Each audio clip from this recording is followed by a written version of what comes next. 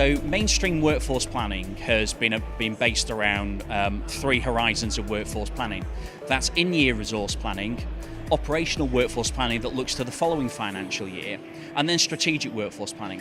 And strategic workforce planning's been that element that people have gripped onto and has been the thing that's really grown significantly over the last 10 years, certainly in the wake of the financial crisis. The challenge with strategic workforce planning is that it's been largely based around a consultancy approach, and that is that a consultant can turn up, digest the strategy, create a plan, hand over a plan to the organisation before moving on. And that means that the reality is that when things change, as they often do, you really struggle with what you can do with a plan. And therefore you end up having to just simply put the plan on the shelf or try and pull together a brand new plan. So I've sort of looked at that and absolutely appreciated that there's been significant challenges around that. And that's why I created Agile Workforce Planning. Agile Workforce Planning is about taking a far more flexible, far more iterative approach around workforce planning. It accepts the reality that in most organisations, the organisational strategy isn't sat in one straightforward document that contains everything. And that even when you talk to specific key leaders around it, they might each have a different view around what is important to them and the areas that they would like to focus on. It might change as time goes on.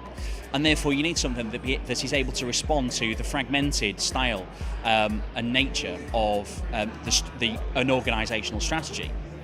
What that does is puts it into workforce planning approach that focuses entirely on delivering workforce plans.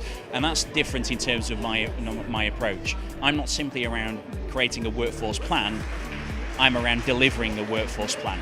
And therefore the approach that we have in Agile Workforce Planning is around being able to take a fragmented strategy, to be able to work with our stakeholders in understanding the key strands of supply and demand, to be able to create an action plan that delivers to those things, and then be able to execute and monitor in that using strong and robust workforce analytics, and to be able to have the flexibility that when something changes, we can revisit that plan quite quickly in order to deliver the right kind of effect that we need for our stakeholders within the Metropolitan Police, ultimately for the people of London.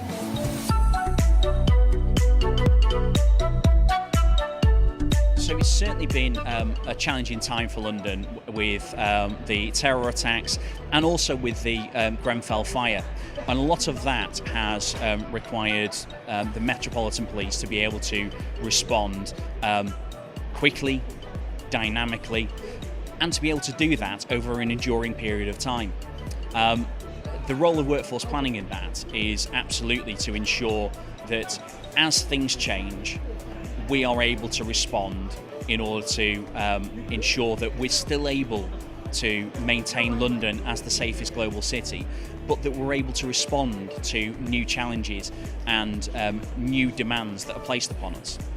It means that for workforce planning, we need to work very closely with our senior stakeholders to understand exactly what the strategic narrative is around this and to understand where they really want to deliver effect and where we need to focus our efforts.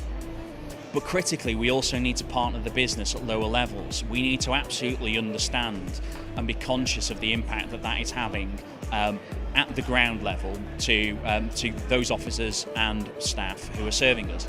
So therefore we need to absolutely have an eye across all areas when it comes to our workforce and be able to take all that into account, to be able to keep a close eye on what our data is telling us around our people, and again to be able to advise our senior leaders on where they may have to adjust the kinds of things that they're doing in order to be able to ensure that London remains the safest global city.